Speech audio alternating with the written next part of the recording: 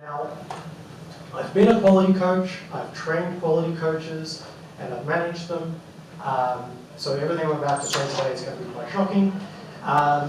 Also, I've contributed to books, led AI testing. I do occasionally speak at conferences, and I work at PTP Consulting, which PTP, the People, Technology and Processes, is what we just heard about there. Now, it's also great to be here speaking again at Testing Talks, so thank you very much for Cam for having me. Okay, now, please don't go up and hassle Cam and say, he's just taken our profession back 10 years, what are you thinking? Please do come up and talk to me about that. I'm quite happy to take that. I'm also very old, which means I occasionally yell at crowds. So not everything that you're going to hear is going to be necessarily something you agree with. A way of looking at this is other people have been speaking of the positive side of quality coaching. You're going to hear the red team version. These are the things that may not necessarily be what you expect and may not go the way you plan. Not everybody has an Elena or an Anne-Marie who's keeping things on track. So what I'm going to be talking about is where things can go wrong. First off, I'm going to tell you a bit of a story. So in 2008, I'd been hired as an automation strategist. For the previous year, I had been using this fairly unknown tool at the time, which was called Selenium RC, which was in beta at the time. The idea that you could just download a jar file and then use it to automate a website was crazy, because up until that point, it was all commercial tools that were walled garden. You were going to be writing JavaScript,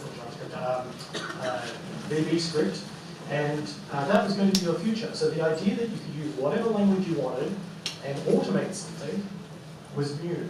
So I'd been essentially recruited to help this team of about 36 people who were a mixture of consultancies, so ThoughtWorks was there, a bunch of others were there as well, and they had this testing team that had been using their own tools and their own frameworks and just doing their own thing in isolation, and the goal was to bring them together.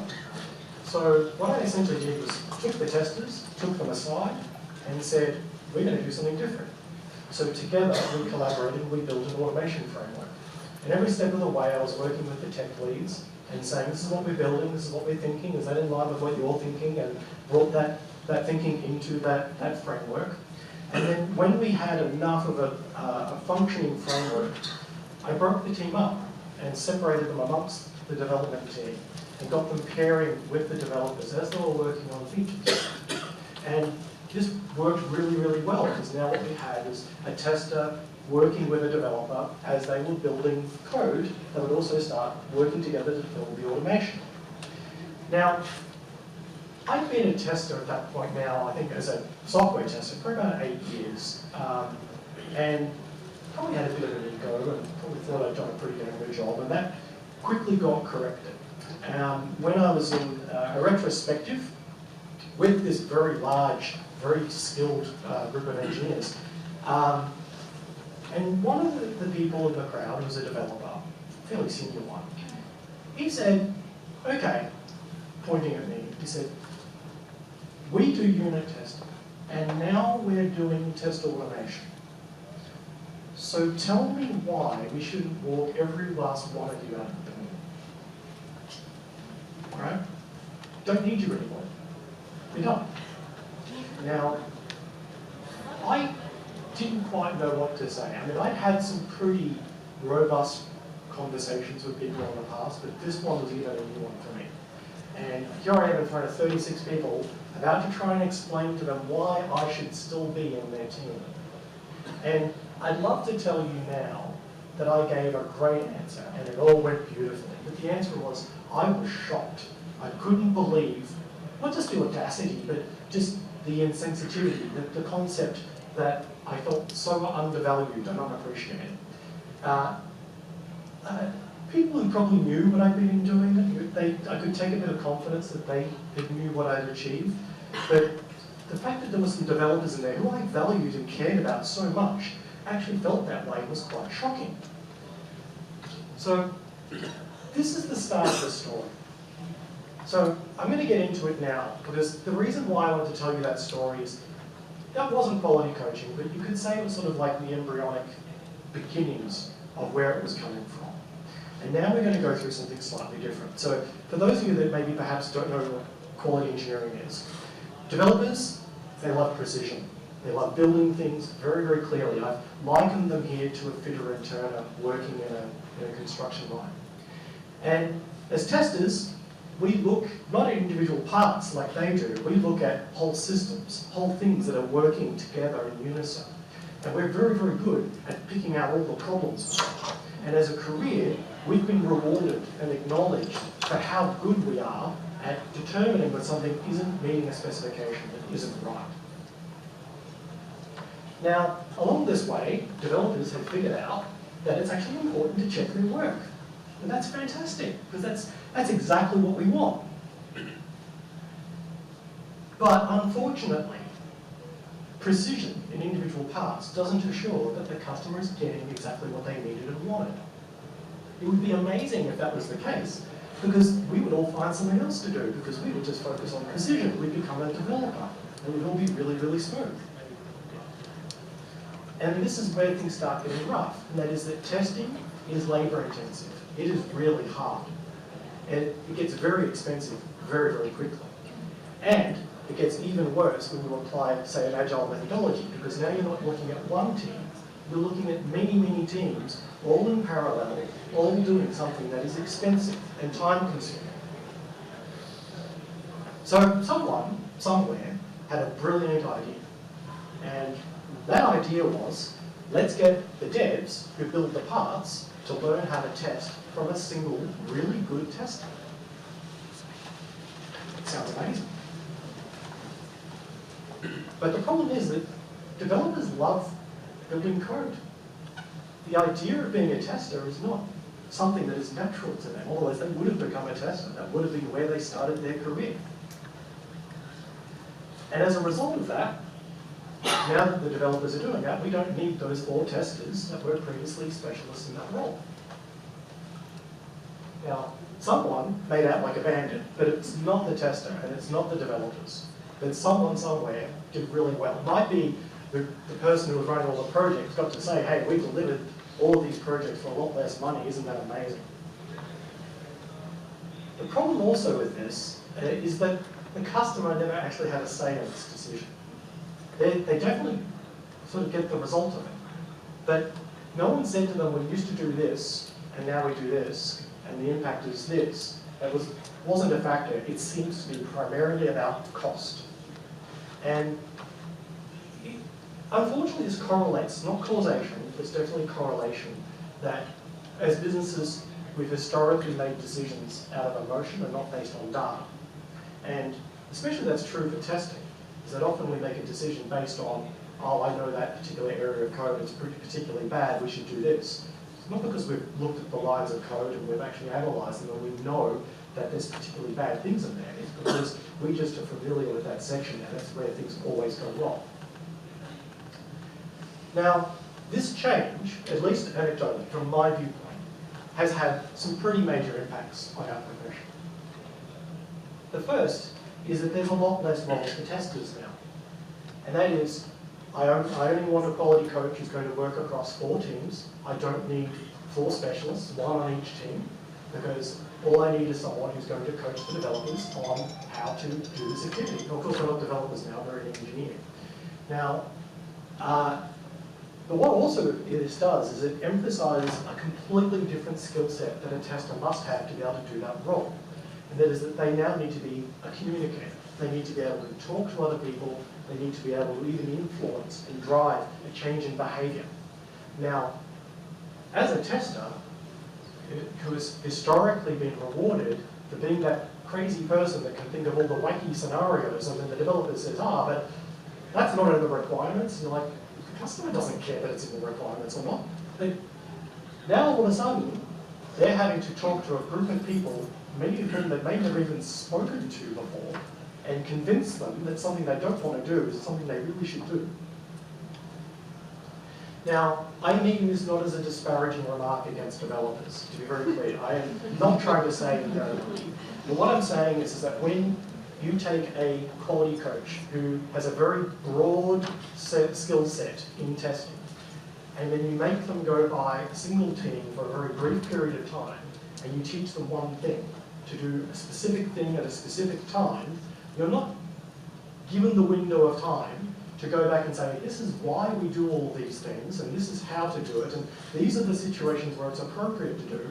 Instead, you're teaching them that one context, and when that happens, you do this. And the problem is that you can't control, with that little bit of knowledge that you've given them, where and when they're going to use it. It could be that they approach every problem from then on with that solution. And there's reasons for that, which I'm about to get into, and I don't really want to discuss it here, because otherwise it will just take forever. Now, the next one is checkbox thinking. And that is, I used to have a whole bunch of testers, and they tested things, and things went really, really well. And what I want is to still have testing. Thumbs up. Still done. But testing was never binary. It is always about how much time you spend in various different facets. So sometimes you might go very broad across an entire real estate, and you might go deep in certain areas. You need to be able to explain to people what you're doing with your testing budget as to what quality of information you're going to provide back about the quality of the system. Now, in this particular case, I've said, look, let's say a developer who's very oriented towards back-end development. They're very much focused on the engine, how it all works. They're not as worried about how it looks. As far as they're concerned, from their perception, it's working smoothly, therefore things are good. But as a tester, we don't have skin in that game. We look at the whole thing, the whole package, and we look at it from a customer's viewpoint. So that bias, mixed in with the lack of that impartiality coming in, can now change our perspective on what testing and quality actually means. Now, this is probably one of the biggest changes, one of the biggest problems, and that is that instead of having a dedicated person per team, you may now have a single person being shared across 4 or 5 or 6 teams. And that means that one person is now heavily in contention across all streams. And things hardly ever go wrong in isolation in one team. Usually when something goes wrong, it goes wrong everywhere. And now all of a sudden, that shared person is having to play favourites, like a parent picking their favourite child. Which is the team who needs my attention the most right now? And what ends up happening is you end up telling all the other teams, you're not my favourite. Right now, I'm sorry, but this thing is on fire right now. They need me more than you. So then everyone else is then sitting there going, well, the same is happening in performance, the same is happening in security. All of a sudden, I'm on the shit team. How do I get onto the good team? The team that gets all of the cool stuff, because I'm clearly on Team Delta or Team Echo. Why not Alpha? And it happens for the best reasons. I mean, sometimes it'll be because the quality coach is deciding I go where I'm most needed, or it might be a FIFO, first in, first out, so the first person to ask for help is the one that gets it. Maybe you stick with the system and then you change it because the manager says this is more important than all the other stuff. So there may even be no consistency whatsoever, which is what was great to hear about Coles was consistency. Like, I love that, because it means that everybody knows what to expect when something happens. Now, the other thing, I didn't actually intend when I created this image to end up with the little girl, it's now in problem, it's on fire problem, the meme, but I ended up recreating it by accident. Now, what I mean to say is, if you think of what a coach is someone who sits on the sidelines, they're probably a former player, but they're usually the manager. And unfortunately, that doesn't really fit here, because the coach isn't the manager on a team like this. They speak to people and they explain to people the way you should do things and what to do when this happens, but whether they're listened to or not is something completely different.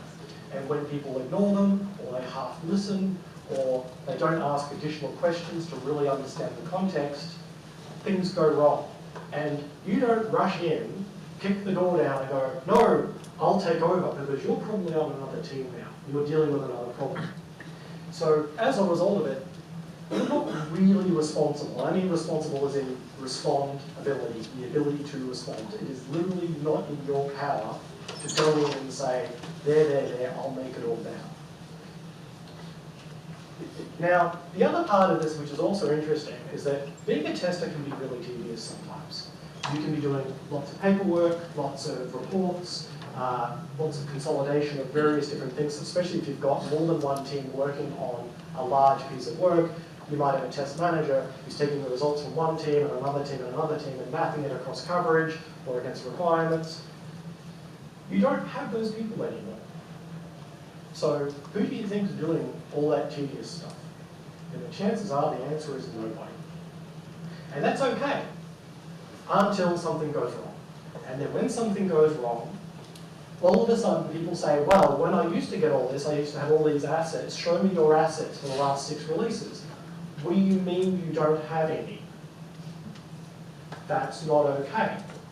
And you can say, well, yeah, we've switched to this new model. And they go, yeah, but that's not okay. And this goes to sort of one of those earlier points that I made, which is the customer didn't know, but not only is the customer, but probably the business didn't know that you switched delivery methods, you saved a whole lot of money. For them, the amount that they're paying probably hasn't changed that much. They're not seeing dollars saved. All they're seeing is things didn't go wrong and now they are. Now, another part of this also is you don't take someone who's just finished their HTTP course and say, you're now a quality coach. The reality is you've most likely got 10 years at least in the profession before you've probably got enough breadth and depth of skill to be able to step up into that role. And I might add, usually you have to have a bit of guts, because you're essentially going to be working with a lot of different personality types who are completely nothing like you. So the actual type of person who ends up in this role is a smaller group. Now, this presents a bit of a conundrum, which is if you're only taking senior people as quality coaches, then how does the young tester ever actually make it to be an older person who can possibly do that role? The number of opportunities for that young tester now starts becoming smaller. And testers gossip. We talk amongst ourselves all the time. And if somebody we know is in uni and they're doing a course and they're like, hey, I'm thinking of becoming a tester, you go, no. No, become something else, like become a BA or AI something, whatever, make it up. But at this point, this is becoming a dead-end field. This is, I might be the last generation of tester if this keeps happening. Now, this one, is dear to my heart. So when I was at Microsoft, we looked at the types of personalities of who go to certain types of roles. Now, testers, we look at the end goal only as a means to an end. The reality is we think of all the things that are going to go wrong along the way. That's our creativity. It's like our Bart Simpson superpower, is that we break stuff for a living and we take delight in it. And some people might say that's crazy, but nonetheless I'm at a place for it. Now, developers on the other hand, they see the outcome and only the outcome. And they see all the things that go wrong along the way as minor annoyances, right? And, another bug, really? Like, it isn't a, this is, okay, let's get into it. I mean, some devs are like that, but generally, it's frustration. Now, imagine, if you will, you switch those roles around, and you said, now the tester is going to be the one that's creating, and the developer is now the one checking. What you get is somebody who produces pretty crap code, and the other who's incredibly frustrated because they really want to focus on building cool stuff, and instead, they're not doing that at all. And essentially what quality coaching is doing is it is making this person do this. And not all of them are cut out for that. And if any of you have ever worked in an environment where they said, you know what, when we hire new developers, we put them on support, right? And once they've cut their teeth in support, then we move them onto new features, right? That was something else we discovered at Microsoft didn't work. And that is, we found that certain personalities were well suited towards support. There are people who just love it. They look at the old code and go, that's really bad, that should be a composition pattern, we should totally refactor that. Now, other people are well suited to new features. The problem is that when you get a developer who doesn't know what they are and you put them onto one, you'll get a mess, most likely, because they haven't figured out through experience. But the point that I'm driving at here is that when you mismatch someone's personality type and you put them onto a completely different set of skill expectations, you shouldn't be surprised when it doesn't work out. But unfortunately, this is what happens often in quality coaching. Now, I'm going to, kick a hornet's nest on this one. So I've been in situations where people have said, automation first, right? Straight up. Now, that makes some sense if you look at something like, say, an API, right? Where it's got a contract, a CRUD operation, create, read, update, delete, in which case I send a happy path for each one of those scenarios. It's automated 100%, right? And now I've got 300 APIs, so 300 times 4, that's how much automation I'm going to make. It's predictable, it's estimatable. But is it covered? What about each of the fields in that API? What are the different values that should be in each of those calls? It's not 4, it's actually a lot more. And the danger with automation first is you're always only automating that which is fairly easy to automate. And as soon as you hit something really, really hard, very quickly the developers, being who they are, will not say, well, let's figure out how to automate it. They'll instead look at the architecture and go, let's start fixing the architecture to make it easy, right? And that's completely different to us. We will look at something and we will say, is it worth automating? Is it worth the amount of effort? Or if we did it manually, is it a 10-minute bit of manual work and we'll just eat it and do it? Trying to get a developer to do that? Not going to happen. Because they don't want to do this, so their motivation is to automate it. And this is a conundrum. Now, I actually argue that this makes shifting left even harder. Because you don't have a team member in the team who knows the context, who knows everything about the stories being worked on, to be able to go and talk to a BA and say, BA, you said there should be a login button on the screen. Hang on, we need to talk about this. What should it do if the person doesn't have a valid username? What happens if they've forgotten their username? What happens if, and then you've all probably heard this where the BA's gone, oh, hang on. I didn't realize there was so much more in this. I thought this was fairly simple, right? And there won't be that person. Okay? All good, thanks. All over it. Surrounded by quality. Just checking. Making sure no one will like storming out. Anyway, so the problem here is that there isn't that representative on that team anymore who's going to be having that conversation. And the quality coach is most likely to be so busy working across many different teams, they're not going to have the time and the bandwidth to go have that conversation. So what you end up with is, yes, you've got engineers now that are doing more automation. However, what are they actually building? And was the quality ever there in the first place? Now, I just told you a story from 2008, which actually happened. And everything I've been talking about seems fairly predictable, like a common sense reaction to where this direction was going. So why didn't somebody stand up and go, hey, well, first off, we don't have a union, right?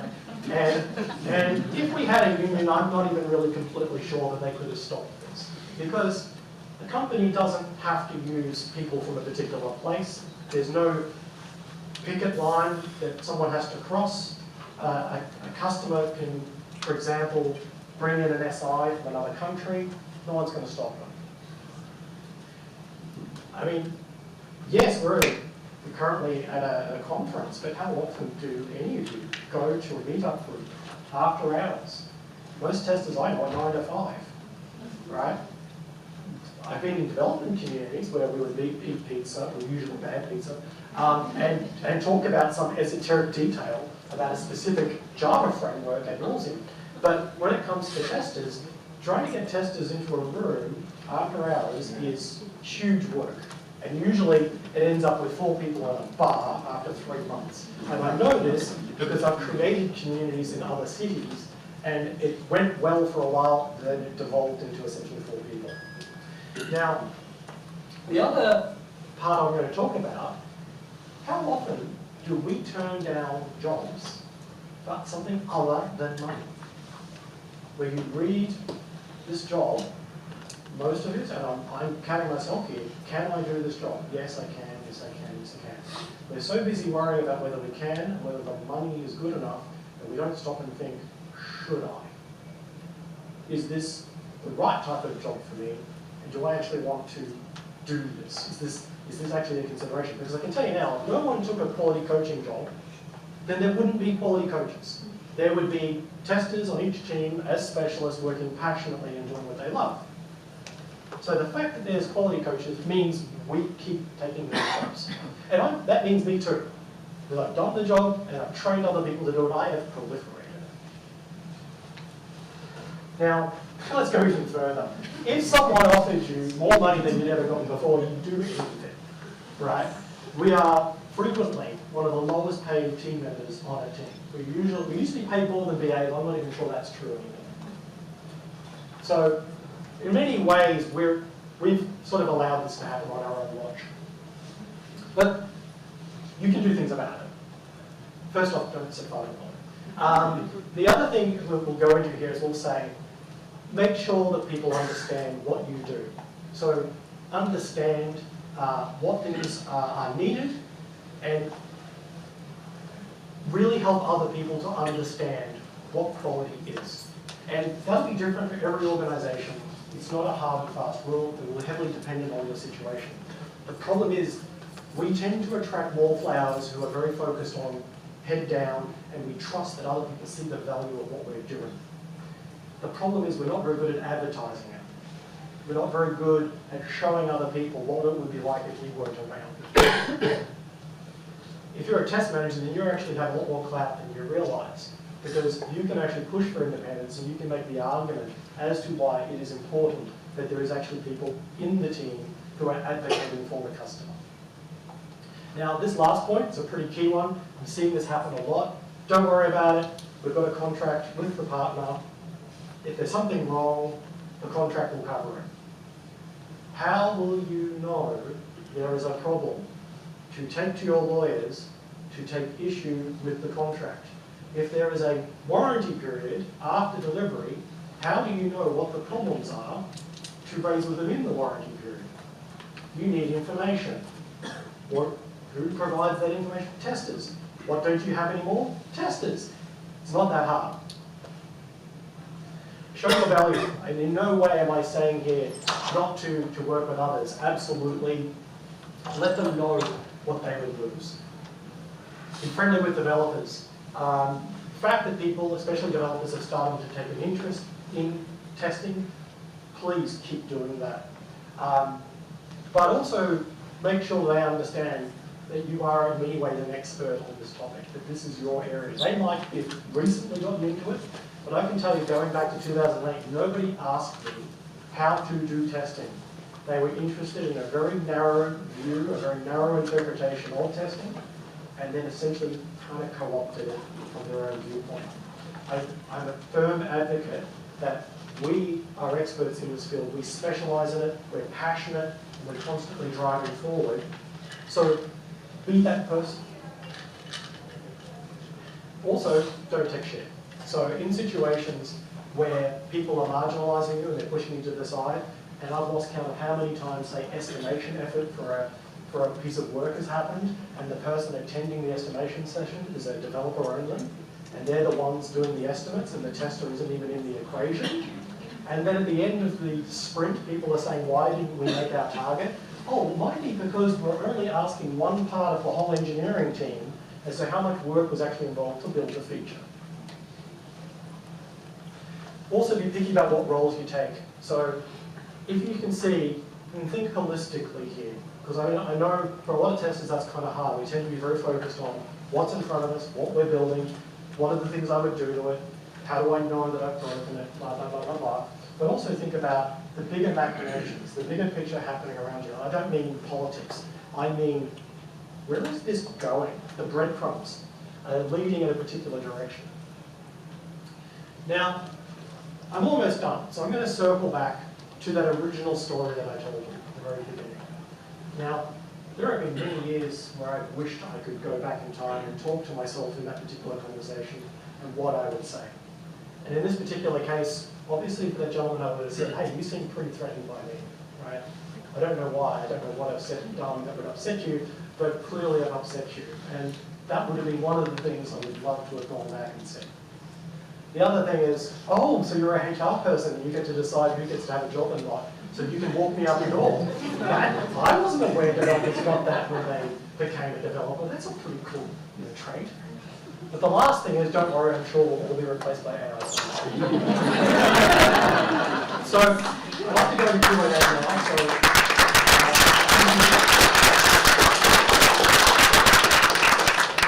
So, is there any questions for me or running through? Thanks.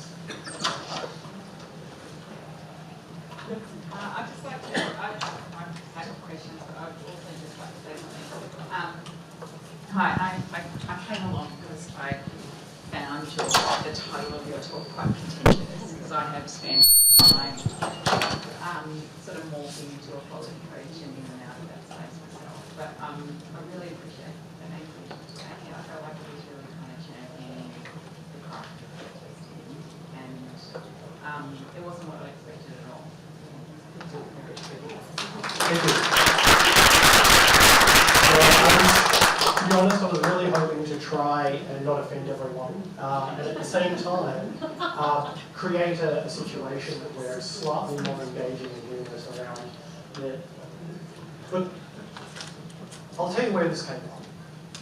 That person who originally said that to me was a jerk, right? And I've worked with lots of developers who are not jerks. Lovely, lovely people.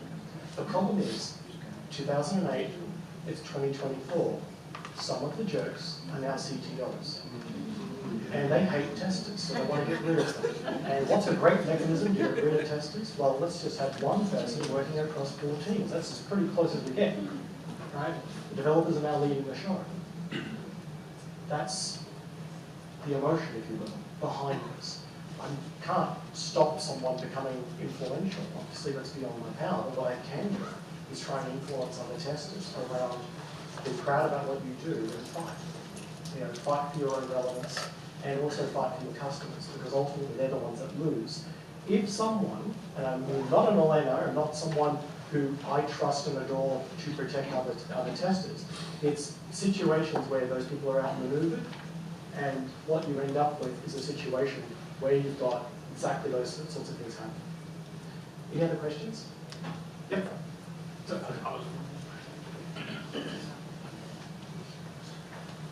Thank you.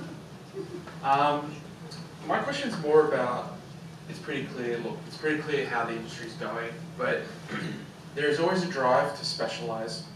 So it seems to me that we're going down this path only for a need to hyper-specialize in skill sets again. So in say 20 years time, developers are going to get sick. Developers who like to code will always want to code. Developers, because now we only have developers who like to test, will test. And we're just going to be back to square one. Yep. So a lot of the technologies and advancements we've had in the industry, a lot of them aren't new. Like in 2000, I was working on thermoplastic software simulations, and my problem that I had to solve was I had this silicon graphics machine that was producing binaries for about 16 different Unix platforms. So well, what am I going to do there? Got a nightly build, so after the build finishes, I'll copy across all those files to the servers, and then I'll automate setting them up. And then once I've set them all up, then I built some automation, which was in ANSI C, and because back then we had to build the tools, we didn't exist. So then I'm then going to automate, and I'm going to get all the results, and I'm going to bring it back, and then I'm going to compare them all to the 10th decimal place.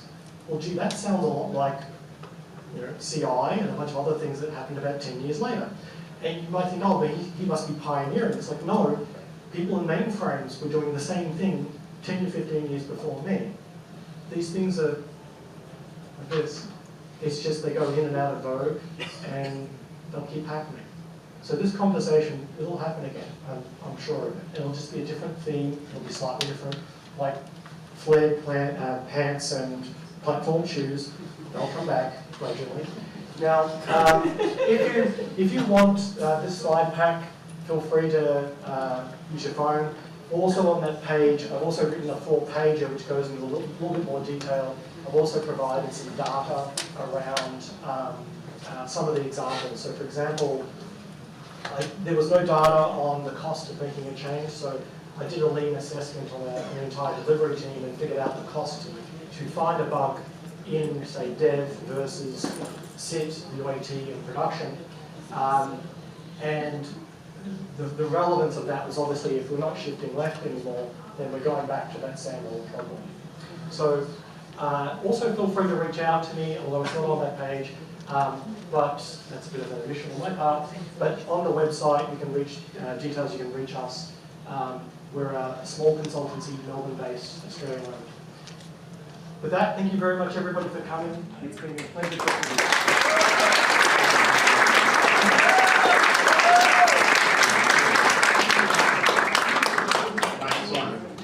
Next Steve.